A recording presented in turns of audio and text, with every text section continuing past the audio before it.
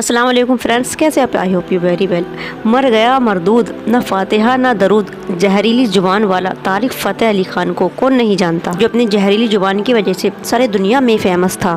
और पीर का ही दिन था 24 तारीख को, जब मुसलमान ईद की खुशियां मना रहे थे तो दुश्मन मुसलमान हलाक हो गया। हमेशा इस्लाम के खिलाफ बकवास करने वाला इंसान तारिक फ़तेह अली, इस्लाम और मुसलमान को बदनाम करने की कोशिश करने वाला, हमेशा मुसलमान के खिलाफ नापाक कोशिश करने वाला मलून हलाक हो गया। और आज दुनिया उसको क्या कुछ नहीं कह रही है। कोई जहरीला फितना बता रहा है, कोई मरदूद तो कोई शैतान का दोस्त। और वो उस खाली के हकीकी के पास चला गया जो हर अच्छे और बुरे का बदला लेता है। मलून मरदूद तारिक हमेशा मुसलमानों के खिलाफ ही जहर उगलता रहा। बेशक वो एक मुसलमान था, पर मुसलमान होने की उसके अंदर एक भी निशानी नहीं थी। नाम मुसलमान का रखने से कोई मुसलमान नहीं हो जाता। मुसलमानों के खिलाफ बहुत गंदा बोलता, बहुत गंदी घटिया सोच रखता, बहुत साजिशें करता हुआ ये नापाक इंसान जो पाकिस्तान में पैदा हुआ और कनाडा में शिफ्ट हुआ, क्योंकि ये जानता था कि ऐसी गुस्ताखी के बाद मुसलमान इसको पाकिस्तान में नहीं टिकने देंगे। इसलिए ये अपने ही देश के साथ गद्दारी करके वहाँ से भाग गया।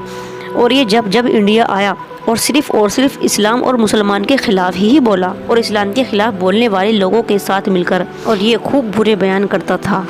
और इसने कुछ गुस्ताखाना किताबें भी लिखी, जिसने इन किताबों में सिर्फ इस्लाम की बुराई ही की है। यहूदियों का पक्ष लेते हुए इसने इस्लाम की बुराई ही की है, और बड़े बड़े उलमाओं को गाली देता था और इस्लाम का खुलेआम मजाक बनाता था। ये सोचता था कि ये कभी मरने वाला नहीं है और इसकी जुबान में हमेशा ऐसी ही कुव्वत और ताकत रहेगी जो उस टाइम पर थी।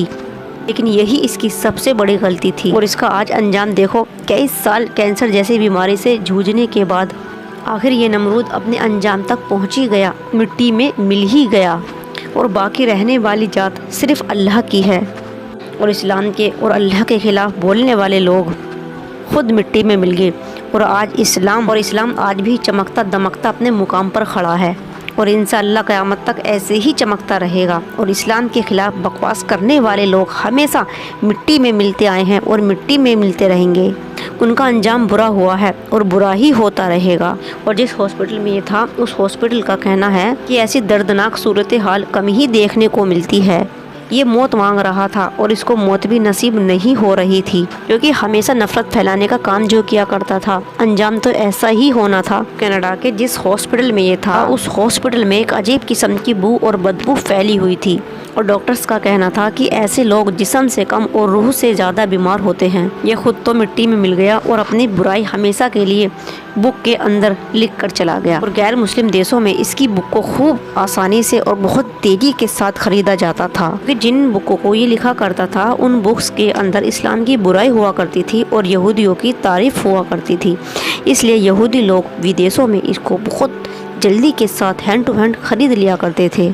और इस इंसान ने जाकिर नायक के बारे में भी बहुत बुरी और बहुत घटिया बातें सरेआम बोली हैं। और ये मजलिस के अंदर जाकिर नायक को गंदी गंदी गाली दिया करता था, और सब लोग इसकी बातों पर हंसते थे, उनका मजाक बनाया करते थे। और जब जाकिर नायक को इस बारे में पता चला तो उन्होंने बहुत शानदार जवाब दिया। लोग तो बुरा कहते ही हैं, उनका तो काम ही बुरा कहना है, और मशहूर लोगों की बुराई ही की जाती है, क्योंकि जिन लोगों ने सबसे आला और अफजल शख्सियत को नहीं छोड़ा, आप रसूल सल्लल्लाहु अलैहि वसल्लम की बुराई की, तो मैं तो कुछ भी नहीं, मैं तो एक मामूली सा उनका उम्मती हूँ। और मैं ऐसे फतेह जैसे बुरे इंसानों को और बुराई करने वाले लोगों को नज़रअंदाज करता रहता हूँ।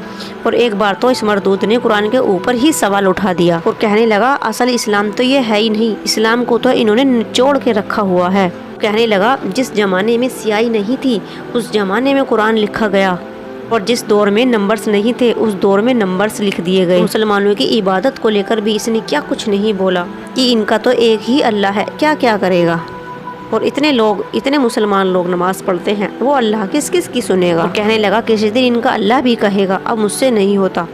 और बोला कि जहाँ देखो नमाज पढ़ना शुरू कर देते हैं, इनको चप्पल मार के भगाना चाहिए। अस्तगफिरुल्लाह, क्योंकि ये खुद एक खबीस था, इसलिए खबीसों जैसी सोच रखता था। जिस देश में ये पैदा हुआ, जब ये उसके साथ वफादारी नहीं कर सका तो किसी और के साथ कैसे कर सकता है। नहीं, मुल्क पाकिस्तान के खिलाफ इसने खूब जहर उगला और कहने लगा कि गांधी जी ने एक ऐसा मुल्क बना दिया है जिसमें आपको कोई भी काम की एक भी चीज नहीं मिलेगी। और एक इंटरव्यू में इसने लेडीजों के ऊपर हिजाब का मजाक बनाया اور یہ ہمیشہ اسلام کے خلاف زہر اگلتا رہا، علماء کو مذاق بناتا رہا، قرآن کا، عبادت کا، نماز کا، اللہ کا، سب کا مذاق بناتا رہا نمرود۔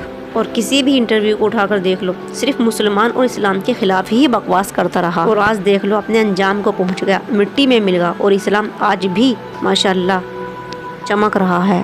لیکن ایسے لوگوں کے مرنے سے بھی کوئی خاص فرق نہیں پڑتا، کیونکہ اگر مرنا چاہیے تو ایسے لوگوں کی گھٹیا سوچ کو مرنا چاہیے، اور ایسے لوگ کبھی بھی کسی کے نہیں ہوتے، نہ ہی اپنے دیش کے ہوتے اور نہ ہی دوسروں کے دیش کے ہوتے۔ یہ صرف دیش میں آگ لگانا جانتے ہیں، زہر اگلنا جانتے ہیں، لڑائی جھگڑا اور نفرت پھیلانا جانتے ہیں، اور وہی اس کا کام تھا۔ اور دیکھو جہاں یہ رہتا تھا کینیڈا کے قبرستان میں بھی اس کو دفنانے سے انکار کر دیا، اور دعا تو بہت دور کی بات ہے، اس کی لاش پر، اس کی باڈی پر لعنتیں برس رہی تھی، چپل برس رہی تھی، دنیا خوشی منا رہی تھی کہ چلو ایک فتنہ تو مٹی میں ملا۔